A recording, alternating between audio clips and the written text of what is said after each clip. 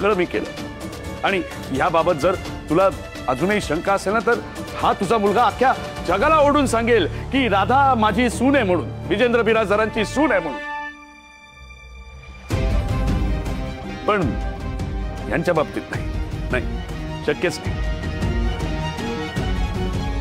मग आता तुम्हाला असं वाटत असेल की हा विजेंद्र बिराजदार त्रागा करतोय, त्रास करतोय, पण हे सगळं तो का करतोय याचा तुम्ही कधी विचार नाही करत. अहो तर तेच बोलतोय मी. मला सांग ना, आपल्या आनंदात त्या देवयानीला कधी आनंद वाटला का?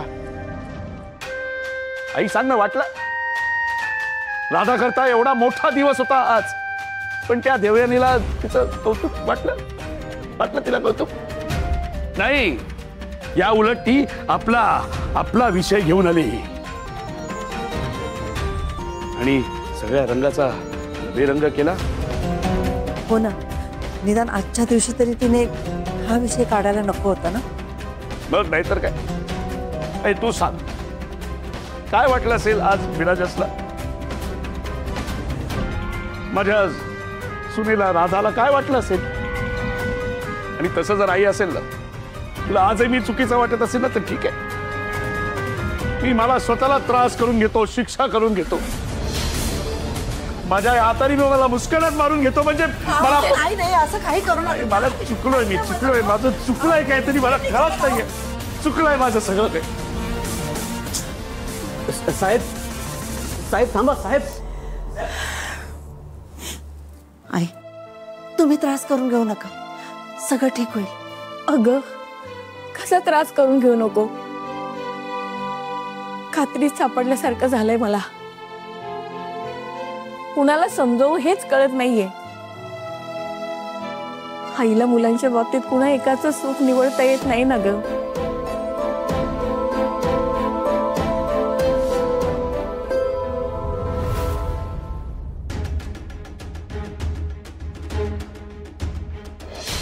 त्यांची मुलं आहेत, सांभाळते त्यांना.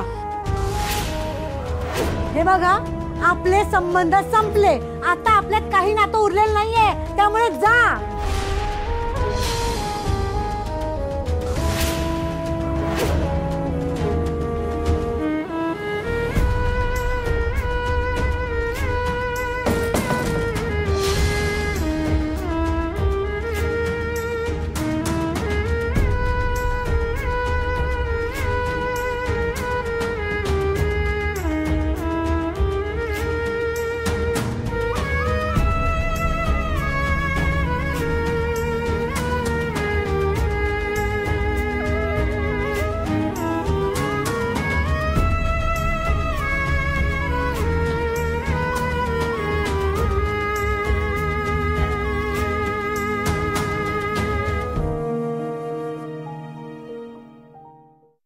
बिराजस, थोड़ा खाएंगे?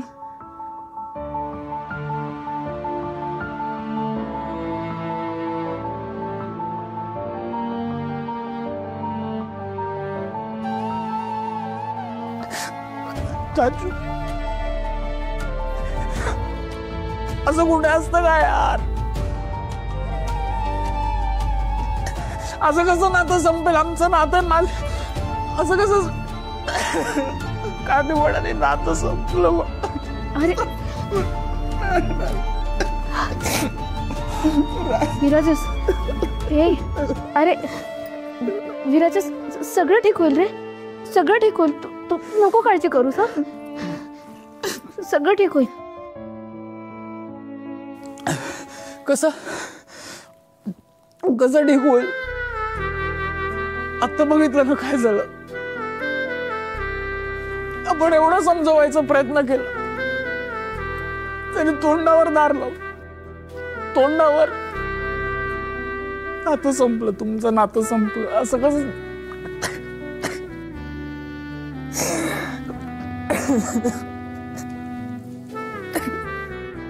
विराजस, मला सांग, चाचूचं आणि तुझं नातं घट्ट आहे ना? आहे ना? हा, मग अरे चाचू असा कसा दूर जाईल तुझ्यापासून? तुमचं नातं एवढं तकलादू आहे का? अशा छोट्या कारणावरून तुम्ही दूर व्हा? सगळं ठीक होईल विराजस. मला त्याच्यापाशी जाताही नाही आलं,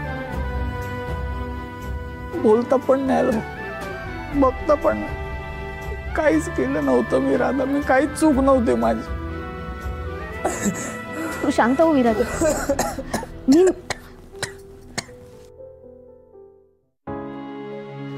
मी बोलते चाचूशी. मी बोलते, मी विचारते त्यांना. तू शांत. राधा, कुठे निघालीस? मी काकांशी बोलून येते. थांब, आत्ता नको जायला. अयो विराजसची अवस्था बघताय ना तुम्ही. हो हो हो राधा, ठीक आहे, सगळं ठीक होईल राधा. आता ही वेळ नाहीये तिथे जायची. हे बघ, देवयानीनं उगीच गैरसमज करून डोक्यात राग भरून घेतलाय आणि ती चुकीच्या वेळी व्यक्त झाली. पण त्यांचंही बरोबरच आहे ग. पण आपण त्यांना आता वेळ द्यायला हवा. थोडं शांत होऊ दे सगळं. हां, आत्ता नको जायला. कसं आहे ना, आत्ता तू गेलीस आणि रागाच्या भरात देवयानी पुन्हा काहीतरी तुम्हाला उलटसुलट बोलली तर त्यानंतर होणारा त्रास मला नाही चालणार. आत्ता नको जायला. ऐक माझं.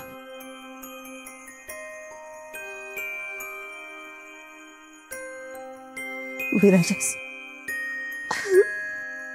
नको रडूस बाळा, नको रडूस. शांत शांत. आई, मी काहीच नव्हतं केलं काय. नाही, तोंडावर दार लावलं. पहिल्या नातं संपली म्हणाले. असं कसं नात? आई तू समजाव ना काकीला.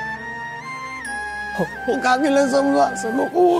मी समजावते. हा, पण तू त्रास करून घेऊ नकोस. हा, सगळं ठीक होणार आहे. नको रडूस. कोणीच कुठे जाणार नाही. हा,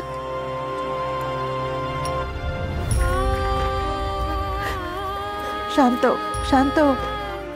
नको रडूस बाळा.